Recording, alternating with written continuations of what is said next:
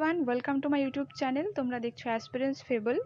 আজকের ভিডিওতে আমরা যেটা ডিসকাস করব সেটা হচ্ছে যে এনশিয়েন্ট হিস্ট্রি, মানে প্রাচীন ভারতের ইতিহাস, এটা আমরা ঠিক কীভাবে পড়বো, কোন কোন চ্যাপ্টারগুলো পড়বো, কোথার থেকে কতটুকু পড়বো, কীভাবে আমরা ইনফরমেশনকে কালেক্ট করব, ইনফরমেশন কালেক্ট করতে গিয়ে কোন কোন বিষয়গুলোর উপর আমরা ইম্পর্টেন্স দেব, সেই বিষয়টা নিয়ে আজকে এই ভিডিওতে আমি ডিসকাস করব। তো তোমরা দেখতে পাচ্ছ সামনে আমি লিখে রেখেছি অলরেডি। পাশে আমার রয়েছে আমি যেটা ফলো করি সবসময়, যে আমার কোনো টপিক ছুটে গেল কি না, তো কোন কোন চ্যাপ্টারগুলো থেকে কী কী পড়তে হবে, এটার একটা আমি প্রিন্ট আউট বের করে রেখেছিলাম। সামহাও আমি কোথা থেকে পেয়েছিলাম এটা, তো এটাই আমি আরও শর্ট করে আমি এখানে তুলে রেখেছি যে নোট তৈরি করতে গেলে এক্স্যাক্টলি কী কী বিষয়গুলো মাথায় রাখা উচিত। আমরা যেটা দেখব সেটা হচ্ছে গিয়ে pre historic phase. Pre historic phase মানে হচ্ছে যে আমাদের প্রি হিস্ট্রিক ফেজ বলতে আমাদের প্রাগৈতিহাসিক যুগ যেটাকে বলে বাংলায়, প্রাগৈতিহাসিক যুগ। সেই যুগের মধ্যে কী কী ইনফরমেশন আমরা কালেক্ট করব, এটা যখন আমরা নোটটা তৈরি করব তখন আমরা দেখব বেসিক ইনফরমেশন। বেসিক ইনফরমেশন কোনগুলো, ধরো এই বই থেকে আমি তোমাকে দেখিয়ে দিচ্ছি, পুনাম দালালের বই, এই বইটা থেকে আমি তোমাদের দেখাচ্ছি। তোমাদের কাছে যে বই আছে তোমরা সেই বইটাই দেখতে পারো, অসুবিধে নেই। ধরো এখানে আছে হচ্ছে পেলিওলিথিক এজ, ঠিক আছে। পেলিওলিথিক এজ এই টাইমে তারা কি কি করতো, যেমন এখানে আমি হাইলাইট করে রেখেছি। যখন তোমরা প্রথমে তো পড়ে নিবে একবার, পুরোটা পড়ে নিয়ে তোমাদের যেগুলো যেগুলো ইনফরমেশন তোমাদের মনে হলো ইম্পর্টেন্ট আছে, সেই ইনফরমেশনগুলোকে তোমরা হাইলাইট করলে এভাবে, ঠিক আছে। এবার হচ্ছে এখান থেকে আমি বেসিক ইনফরমেশন কী করে তুলবো, তো বেসিক ইনফরমেশন তুলতে হবে আমাকে এভাবে যে আমার এখান থেকে কী চাই, কী জানতে হবে। আমাকে জানতে হবে যে তখনকার মানুষ তারা কিভাবে জীবনযাপন করতো, মানে সার্ভাইভালটা কীভাবে করতো, তারা হচ্ছে তাদের খাবার কিভাবে জোগাড় করতো, তারা উৎপাদন করতো না জোগাড় করতো, ফলমূল খেয়ে থাকতো, ঠিক আছে। তাদের ঘরবাড়ি ছিল না তারা রক শেল্টার, মানে যারা পাথরের গুহায় থাকতো, ঠিক আছে। তারা যখন শিকার করতো, শিকারের ক্ষেত্রে তারা কীরকম ধরনের অস্ত্র ইউজ করতো, এই সব ইনফরমেশন আমাদের লাগবে, ঠিক আছে। যখন তুমি পড়বে, যখন এই সব লাইনগুলো তোমরা দেখবে, তখন ওগুলোকে কী করতে হবে, ওগুলোকে হাইলাইট করে রাখতে হবে। দেখো লেখা আছে mode of living of people, মানে তখনকার মানুষ কিভাবে জীবনযাপন করতো। এটাই হচ্ছে এই প্রি হিস্ট্রি ফেজে যখন তুমি পড়বে, নোট করবে, তখন তোমার মেইন ফোকাস এটাই হবে যে তখনকার মানুষের জীবনযাত্রা কেমন ছিল, এটা আমাকে সবার প্রথম জানতে হবে, ঠিক আছে। এই রইল একটা। এরপর আছে হচ্ছে Indus valley civilisation. Indus valley civilisation মানে কোনটা, হরপ্পা, মানে হচ্ছে সিন্ধু সভ্যতা, এটাকে হরপ্পা সভ্যতাও বলা হয়। তো এবার হচ্ছে সিন্ধু সভ্যতার মধ্যে আমরা কি দেখব, সিন্ধু সভ্যতার মধ্যে আমরা যেটা দেখব সেটা হচ্ছে গিয়ে সিন্ধু সভ্যতার যে মানুষ আছে তাদের যে লাইফস্টাইল আছে, লাইফস্টাইলটা দেখব, lifestyle of people, social, economic, religious, culture, মানে তাদের সামাজিক জীবন, ঠিক আছে, তাদের সোশ্যাল লাইফ কীরকম ছিল, ঠিক আছে। তারপর হচ্ছে ইকোনমিক্স। ইকোনমিকটা হচ্ছে যে তাদের অর্থনৈতিক জীবনযাত্রাটা কেমন ছিল, মানে টাকা পয়সার দিক থেকে তারা কিভাবে মানে বেচাকেনা করতো, তারপরে তাদের আমদানি রপ্তানি, সব বিভিন্ন বিষয় সম্পর্কে ইনফরমেশন দেওয়া থাকে। তো তোমাকে ওখান থেকে এই সব জিনিসগুলো কালেক্ট করতে হবে। যেমন ধরো কোনো একটা তাদের কোনো পরিমাপের পদ্ধতি, ঠিক আছে। এবার যদি তাদের কোনো একটা বিষয়, একটা কোনো একটা ইম্পর্টেন্ট তুমি লাইন দেখতে পারলে যে এরকম একটা স্পেসিফিক বাটখারা আছে বা একটা কোনো রকম ওজন করার পরিমাপের একটা কিছু লেখা আছে যে এটা তারা ইউজ করতো, তখন তোমাকে ওই ইনফরমেশনটা ওখান থেকে তুলতে হবে যে এটা ইম্পর্টেন্ট আছে, যে তারা যখন ব্যবসা বাণিজ্য করতো তারা কী ধরনের ওজন পরিমাপের জন্য যন্ত্র ব্যবহার করতো, তাই তো। এবার হচ্ছে রিলিজিয়াস ব্যাপারটা, যে তখনকার মানুষের রিলিজিয়াস সিস্টেমটা কেমন ছিল, তাদের যে মানে ধার্মিক বিষয়গুলো, তারা কোন কোন দেবতার পুজো করতো, ঠিক আছে। তারপরে হচ্ছে যদি এরকম পার্টিকুলার ইনফরমেশন না থাকে যে কোন দেবতার পুজো করতো, তাহলে পরে ওখানে কোথাও না কোথাও এরকম ইনফরমেশন থাকবে যেখানে এরকম কিছু মাতৃমূর্তি পাওয়া গেছে, এরকম কিছু চিহ্ন পাওয়া গেছে যেটা দেখে মনে হচ্ছে যে তারা এই ধর্মের বিশ্বাসী ছিল। তো এই ইনফরমেশনগুলোকে তুলতে হবে এখান থেকে। তারপর রয়েছে কালচার, তাদের কালচার কীরকম ছিল সেই বিষয়টা সম্পর্কে ডিটেলসে জানতে হবে। এবার হচ্ছে ভ্যারিয়াস সাইটস, এটা খুবই ইম্পর্টেন্ট। ইন্দাস ভ্যালি সিভিলাইজেশনের মধ্যে সব থেকে বেশি ফোকাস তোমাকে এটাতেই করতে হবে, ভ্যারিয়াস সাইটস। ভ্যারিয়াস সাইটস হচ্ছে কোনগুলো, বিভিন্ন রকমের যে আমাদের ইন্দাস ভ্যালি মানে সিন্ধু সভ্যতা তো পুরো একটা বিশাল বড় এরিয়া নিয়ে, যেখানে ছোট ছোট এরকম মানে বিভিন্ন জায়গাতে বিভিন্ন রকমের সাইটস রয়েছে, মানে সিটিগুলো, যেগুলো আমরা এখন সিটি বলি ওগুলোকে নগর বলে, ওই নগরগুলো রয়েছে। তো ওই নগরগুলোকে তোমাকে ফোকাস করতে হবে। যেরকম ধরো হরপ্পা সভ্যতা রয়েছে, তারপর হচ্ছে লোথাল রয়েছে, বনওয়ালি রয়েছে, তারপরে হচ্ছে তোমার সুৎকাদেন্দ্র রয়েছে, তারপরে হচ্ছে তোমার বিভিন্ন রকমের অনেক সাইট রয়েছে। তো সেই সাইটগুলোর মানে কি স্পেশালিটি রয়েছে সেই সাইটগুলোতে, মানে এক একটা সাইট তো মানে যেহেতু সিন্ধু সভ্যতা, তো সিন্ধু সভ্যতার প্রত্যেকটা এরিয়াতেই যে মানে সবার লাইফস্টাইল, সবার জীবনযাত্রা একরকম হবে তা তো নয়। এবার বিভিন্ন রকম সাইটে বিভিন্ন রকম মানুষের বিভিন্ন রকম জীবনযাত্রা করতে পারে, তো ওটা যদি কোথাও না কোথাও সিমিলারিটিস না থাকে, কিছু একটা ডিফারেন্স থাকে, তখন তোমাকে সেটা জানতে হবে। হ্যাঁ, যেমন ধরো তোমার হচ্ছে হরপ্পা সভ্যতা, মহেঞ্জোদারোতে কি রয়েছে, স্নানাগার রয়েছে, সেটা তোমাকে ওখান থেকে ইনফরমেশন তুলতে হবে, এটা ইম্পর্টেন্ট ইনফরমেশন। তারপরে কোথাও তোমার ধানের তুষ পাওয়া গেছে, কোথাও টেরাকোটার হাতির ঘোড়ার হচ্ছে পুতুল পাওয়া গেছে, ঠিক আছে। তারপর হচ্ছে পঞ্চতন্ত্রের যে ইয়েগুলো রয়েছে, লেখাগুলো রয়েছে, সেরকম কিছু খোদাই করা পাওয়া গেছে। তারপর হচ্ছে ঘোড়ার দেহাবশেষ পাওয়া গেছে কোথাও। কোথাও ভালো জলসেচ ব্যবস্থা, ড্রেনেজ সিস্টেম ভালো ছিল সেখানকার। তো এই ইনফরমেশনগুলো যেগুলো যেখান থেকে পাবে সেগুলোকে এখান থেকে নোট করে রাখতে হবে। এরপর আসি ভেদিক পিরিয়ডে। ভেদিক পিরিয়ডের মধ্যে কি কি রয়েছে সেটা হচ্ছে যে সোসাইটির মধ্যে যেটা দেখবো সেটা হচ্ছে গিয়ে family, marriage, caste system.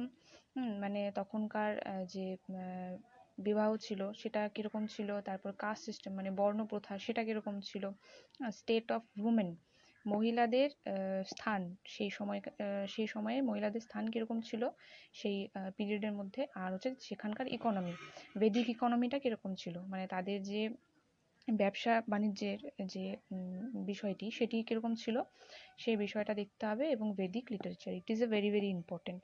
Vedic লিটারেচারটা দেখতেই হবে। ভেদিক লিটারেচারের মধ্যে এরকম অনেক ভাগ আছে, যেরকম ধরো এক সেকেন্ড আমি আমার নোটটা দেখাচ্ছি, তাহলে তোমরা বুঝতে পারবে।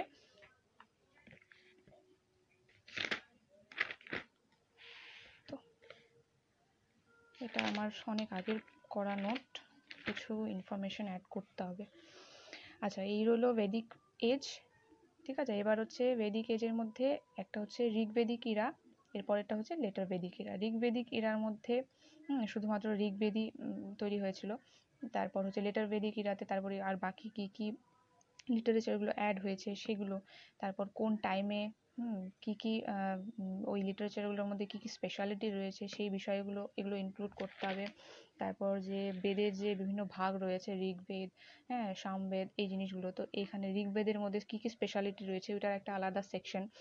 ঋগ্বেদের মধ্যে কতগুলো হাইমস রয়েছে, কতগুলো মণ্ডল রয়েছে, কোন কোন পার্টের মধ্যে কোন কোন বিষয়গুলো স্পেসিফিকলি বলা আছে, যেরকম 10 রাজার যুদ্ধ, ব্যাটল অফ 10 রাজা, এটা এখানে লিখে রাখা আছে সাইডে। 10 রাজার যুদ্ধ হয়েছিল, সেটা কোন বেদে হয়েছিল, ঋগ্বেদে হয়েছিল। তো এইভাবে করে তোমাকে এখান থেকে শর্ট শর্ট ইনফরমেশনগুলো তুলতে হবে। তারপর হচ্ছে বর্ণপ্রথা, তারপরে বিভিন্ন রকমের যে স্তোত্রগুলো রয়েছে সেগুলো, তারপরে সরস্বতী নদীর কথা উল্লেখ রয়েছে, এটা ঋগ্বেদের মধ্যে রয়েছে।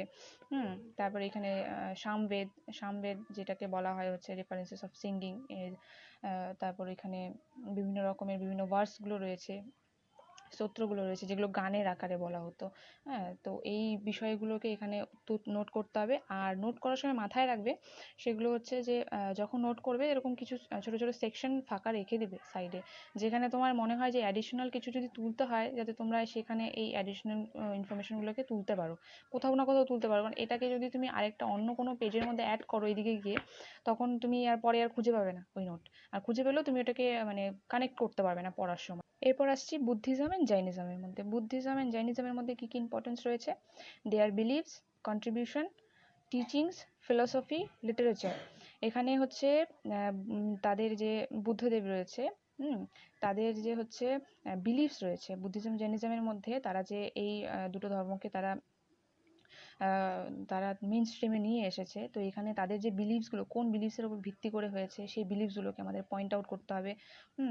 তারপর হচ্ছে যে তাদের কন্ট্রিবিউশন কি রয়েছে, তার সোসাইটিতে যে এই যে রিলিজনটা তারা দিয়েছে, সোসাইটিতে যে এই রিলিজনটা প্রতিষ্ঠা হয়েছে, তো এটা সোসাইটিতে কি কন্ট্রিবিউশন রয়েছে, কি এফেক্ট রয়েছে সেটা দেখতে হবে। কারা এটাকে সাপোর্ট করেছে, এরকম বিভিন্ন রাজারা আছে যারা এই রিলিজনগুলোকে সাপোর্ট করেছে, তারা কনভার্ট হয়েছে এই রিলিজনে। তো এরকম অনেক রাজা আছে, তার মধ্যে আমরা জানি সবাই যে অশোক বুদ্ধ ধর্ম গ্রহণ করেছিল। তারপর হচ্ছে এখানে চন্দ্রগুপ্ত মৌর্য হচ্ছে জৈনিজম গ্রহণ করেছিল। তো এরকম যে তাদের এই জিনিসগুলো দেখবো। তারপর হচ্ছে যে টিচিংস রয়েছে, কি কি টিচিংস রয়েছে সেটা দেখবো। ফিলোসফি, লিটারেচার, এই লিটারেচারগুলো দেখতে হবে। তারপর হচ্ছে ডিফারেন্সেস অ্যান্ড সিমিলারিটিস, মানে এই দুটো রিলিজনের মধ্যে কী কী ডিফারেন্সেস রয়েছে আর কী কী সিমিলারিটিস রয়েছে। ফর এক্সাম্পল আমি একটা বলি, সেটা হচ্ছে যে সিমিলারিটিস যেটা রয়েছে সেটা হচ্ছে গিয়ে যে দুটো ধর্মই হিন্দু ধর্মের যে কাস্ট সিস্টেম রয়েছে এটাকে কিন্তু তারা রিজেক্ট করেছিল। এটা দুটো ধর্মের মধ্যেই সিমিলারিটিস রয়েছে, তারা যে বর্ণ প্রথাটা রয়েছিল এটাকে রিজেক্ট করেছিল। তারপর আরেকটা সিমিলারিটিস রয়েছে, সেটা হচ্ছে যারা আমাদের এই বেদিক পিরিয়ডের মধ্যে যেরকম ব্রাহ্মণদের একটা প্রতিপত্তি ছিল, মানে ব্রাহ্মণদের খুব ইম্পর্টেন্স দেওয়া হতো, কিন্তু এখানে সকলকেই সমান, মানে সাধারণ মানুষ যত নিম্ন বর্ণের উচ্চ বর্ণের যেরকম বর্ণেরই হোক না কেন প্রত্যেককেই সমান একটা ইম্পর্টেন্স দেওয়া হয়েছিল, যার জন্যই কিন্তু এটা এতটা পপুলারিটি পেয়েছে। এই যে রিলিজন দুটো আছে এটার পপুলারিটির কারণই হচ্ছে যে এটা যে তারা প্রত্যেকটা স্তরের মানুষকে ইম্পর্টেন্স দিয়েছিল। তো এই ডিফারেন্সেসগুলোকে তোমাকে নজর করতে হবে। এরপর রয়েছে হচ্ছে কাউন্সিলস, ডক্ট্রিনস আর হচ্ছে সেক্টস। কাউন্সিল হচ্ছে যে বুদ্ধদেবের যে বুদ্ধিজম এর টাইমে যে শ্বেতাম্বর রয়েছিল, দিগম্বর রয়েছিল, এই সেক্টসগুলো। তো এরা হচ্ছে কি কি কাউন্সিল অ্যারেঞ্জ করেছিল, কোন রাজার আমলে কাউন্সিল অ্যারেঞ্জ হয়েছিল, কোন সময়ে হয়েছিল, কে হচ্ছে সভাপতিত্ব করেছিল, আর সেই কাউন্সিলের মধ্যে এক্স্যাক্টলি কি কি মানে ডিসাইড হয়েছিল যে এই রিলিজন রিলেটেড কি কি রকম পরিবর্তন হয়েছিল, কি কি অ্যাড করা হয়েছে, এরকম টাইপের এই বিষয়গুলোকে তোমাকে পারলে পরে এটাকে চার্ট করে সুন্দর করে রেডি করবে। এরপর রয়েছে হচ্ছে মহাজনপদ। মহাজনপদের মধ্যে কি রয়েছে, এমার্জেস মানে মহাজনপদ মানে 1600 মহাজনপদ, 16টি মহাজনপদ রয়েছিল। তো এই 16টি মহাজনপদের তাদের যে উৎপত্তি, মানে তাদের হচ্ছে যে শক্তিশালী হয়ে ওঠা, এটার কারণ, তারপর যে যে কিংডমটা রয়েছে সেখানে যে ক্যাপিটাল রয়েছে, আমি এক্সাম্পল দিয়ে তোমাদের দেখাচ্ছি, এক সেকেন্ড।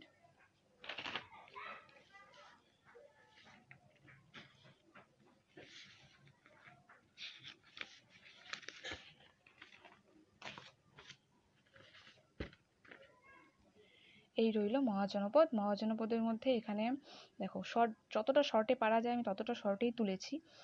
এখানে হচ্ছে স্টেট ফর্মেশন, মহাজনপদের মধ্যে এখানে বুদ্ধিস্ট টেক্সট আঙ্গুত্তার নিকায়, ওখানে এটার সম্পর্কে উল্লেখ রয়েছে যে 16টা ইন্ডিপেন্ডেন্ট স্টেট রয়েছে। তার মধ্যে কিছু কিছু ইম্পর্টেন্ট আমি তুলে রেখেছি, যেরকম কোশাল, তারপরে হচ্ছে বাজ্জি, তারপরে হচ্ছে বৎস, অবন্তী, চেদি, মল্ল, এরকম বিভিন্ন রকমের যে মহাজনপদগুলো রয়েছে সেগুলো এবং তাদের ক্যাপিটাল। কিছু কিছু এরকম কিংডমের ক্যাপিটাল না দুটো থাকে, একটা নর্থ, একটা সাউথ, এস দিয়ে লেখা আছে। তারপরে তাদের হচ্ছে যে কিং রয়েছে, কিং আর তার সম্পর্কিত কিছু ইম্পর্টেন্স যদি থাকে, যেমন এটা হচ্ছে যে এখানে কিং প্রসেনজিৎ রয়েছে, ইনি বুদ্ধার কন্টেম্পোরারি ছিল, মানে বুদ্ধদেবের সমসাময়িক ছিল। তো এটা আমি এখানে লিখে রেখেছি। এরপর আসছে যেটা, সেটা হচ্ছে গিয়ে মহাজনপদের মধ্যে সব থেকে ইম্পর্টেন্ট যেটা, সেটা হচ্ছে মগধ। এই মগধ রিজিয়নকে কেন্দ্র করে বিভিন্ন রকমের ডাইনাস্ট্রি তোমার হচ্ছে উৎপত্তি হয়েছিল। তো এই বিভিন্ন রকমের ডাইনাস্ট্রিগুলো আমরা এখানে দেখতে পারবো, যেরকম এখানে রয়েছে মগধের হচ্ছে হর্ষাঙ্ক ডাইনাস্ট্রি রয়েছে, শিশুনাগ ডাইনাস্ট্রি রয়েছে, তারপর হচ্ছে নন্দ ডাইনাস্ট্রি রয়েছে, শিশুনাগ ডাইনাস্ট্রি, নন্দ ডাইনাস্ট্রি, এগুলো বিভিন্ন ডাইনাস্ট্রি রয়েছে।